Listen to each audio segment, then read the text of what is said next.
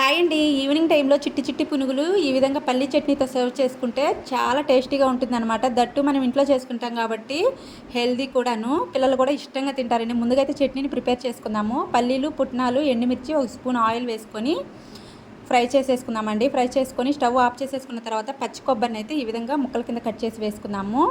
పచ్చి కొబ్బరి వేయడం వల్ల చట్నీ అనేది టేస్ట్ వస్తుందండి. చాలా బాగుంటుందన్నమాట. పూర్తిగా చల్లారిన తర్వాత 2-3 వెల్లుల్లి రెబ్బలు కూడా యాడ్ చేసుకుందాము. ఇప్పుడైతే తగినంత సాల్ట్ వేసుకొని మిక్సీ అయితే పట్టేసేసుకుందామండి. ఒక బౌల్లోకి అయితే వేసేసుకొని ఇంకొంచెం వాటర్ యాడ్ చేసుకుందాము. వాటర్ యాడ్ చేసేసుకొని పోపు అయితే పెట్టేసేసుకుందామండి. ఇప్పుడు అదే బండిలో ఒక స్పూన్ వరకు ఆయిల్ వేసేసుకొని పోపు గింజలు వేసేసుకొని ఒక రెమ్మ కరివేపాకు అయితే వేసుకుందాము. చాలా బాగుంటుందండి పల్లి చట్నీ పునుగుల్లోకి కాంబినేషన్ సూపర్గా ఉంటుందన్నమాట బోండాలోకి. ఇప్పుడు ఆ పోపుని చట్నీలోకి అయితే ట్రాన్స్ఫర్ చేసేసుకుందామండి. మొత్తం అంతా మిక్స్ చేసేసుకుని పక్కన పెట్టేసేసుకొని ఇప్పుడు బోండా బ్యాటర్ అయితే రెడీ చేసుకుందాము. దోసపిండి తీసేసుకొని సన్నగా తరిగిన ఉల్లిపాయ ముక్కలు, కరివేపాకు తరుగు, తగినంత సాల్ట్, ఒక చిటికెడు వంట సోడా కూడా యాడ్ చేసేసుకుందామండి. కొంచెం గట్టిగా ఉండేలా చూసుకోవాలన్నమాట దోశ బ్యాటరు.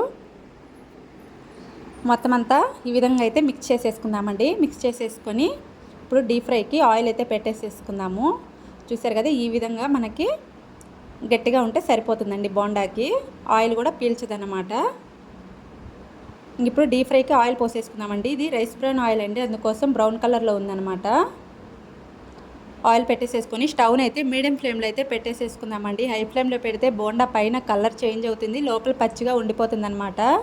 ఉడకదండి, లోపల పిండి పిండిగా ఉంటుంది. ఇవి మనం ఇప్పుడు చిట్టి చిట్టి పునుగులు కాబట్టి మీడియం ఫ్లేమ్లో పెట్టుకున్న త్వరగా ఫ్రై అయిపోతాయి అన్నమాట. ఈ విధంగా 1 బై 1 అయితే వేసేసుకుందామండి. మనం ఇంట్లోనే ప్రిపేర్ చేసిస్తే హెల్దీ కదండి. బయట తెచ్చుకుంటే వాళ్ళు ఆయిల్ని రిపీటెడ్గా హీట్ చేస్తూ ఉంటారు కాబట్టి అంత హెల్దీ కాదు. మనం ఇంట్లో కూడా డీప్ ఫ్రై ఐటమ్స్ రెగ్యులర్గా పెట్టకూడదు. నేనైతే మంత్లీ వన్స్ అయితే చేస్తానండి, వన్స్ ట్వైస్ అయితే చేస్తాను, అంతకుమించి ఎక్కువైతే చేయను అనమాట. ఇంక ఈ విధంగా స్టవ్ను మీడియం ఫ్లేమ్లో పెట్టుకున్నాం కదండి. రెండో వైపుకి అయితే టర్న్ చేసేసుకుందాం, తిప్పుకుందాము. మంచి గోల్డెన్ కలర్ వచ్చేంత వరకు కూడా డీప్ ఫ్రై చేసుకుందాము. బాగా గోల్డెన్ కలర్ వస్తే టేస్ట్ అనేది బాగుంటుందన్నమాట పునుగులు. చూసారు కదా, కలర్ అయితే చేంజ్ అయిపోయాయి. ఇప్పుడు ప్లేట్లోకి అయితే తీసేసుకుందామండి. ఈవినింగ్ పిల్లలు వచ్చేపాటికి హ్యాపీగా తినేస్తారనమాట. ఇంకా స్కూల్ నుంచి వచ్చే టైం అయిందండి, అందుకోసం అనేసి చేస్తున్నాను ఫాస్ట్గా. మనం ఎంత అండి, ఒక 10 నిమిషాలు కాదనుకుంటే హెల్తీగా ప్రిపేర్ అయిపోతాయి అన్నమాట. ఇంకా పిండి కొంచెం ముందనేసి సెకండ్ వై కూడా వేసేసానండి. మన ఇష్టం అండి, ఏ సైజు కావాలంటే ఆ సైజులో వేసుకోవచ్చు అనమాట. పిల్లలైతే ఇంత చిన్న సైజులో ఉంటే ఇష్టంగా తింటారనేసి నేను ఎప్పుడు వేసినా ఈ విధంగా చిట్టి చిట్టి పునుగుల్లాగా వేస్తానండి. ఇంకా ఫైనల్గా అయితే సెకండ్ వై కూడా కంప్లీట్ అయిపోయిందన్నమాట.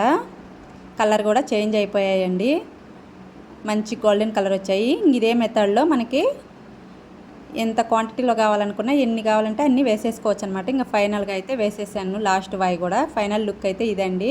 పల్లి చట్నీతో సర్వ్ చేసుకుంటే సూపర్ టేస్టీగా ఉంటుందన్నమాట. ఒకసారి అయితే ఈ విధంగా ట్రై చేసి చూడండి. చూసారు కదా, చాలా కమ్మగా ఉంటుందండి ఈ విధంగా పల్లి చట్నీతో సర్వ్ చేసుకుంటే. ఈ వీడియో మీకు ఎలా అనిపించిందో చిన్న కామెంట్ చేసి, ఫస్ట్ టైం మన ఛానల్ చూసిన వాళ్ళు ప్లీజ్ సబ్స్క్రైబ్. బాయ్.